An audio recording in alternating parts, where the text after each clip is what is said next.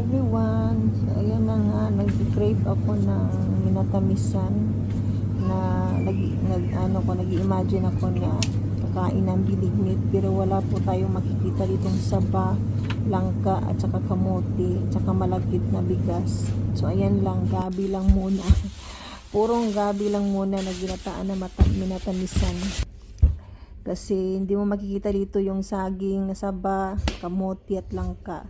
Meron naman, pero doon sa syudad, kapag nagdi-day off lang ako, yun lang ang time na meron doon ng saging at saka kamote. So, yan lang. Purong gabi lang muna ang gagataan natin.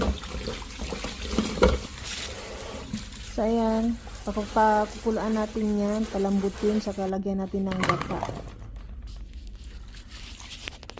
Coconut milk.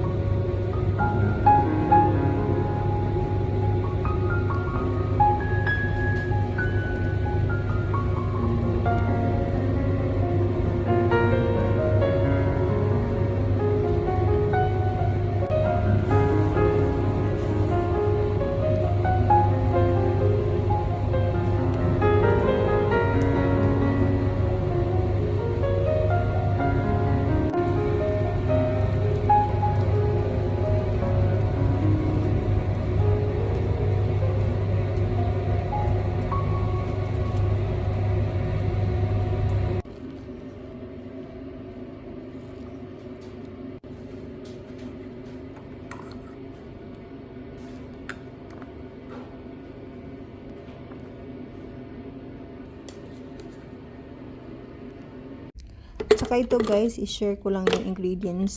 Frozen strawberry, banana, and kahit anong gatas. Makakagawa ka na ng strawberry ice cream. Kailangan mo lang siyang i-mixer. I-blend.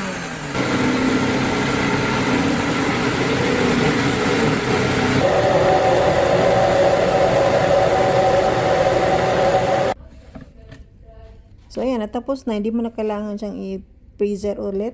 Ready to eat na po siya. So, ayan. Strawberry ice cream. Try nyo na guys. 3 ingredients lang yan.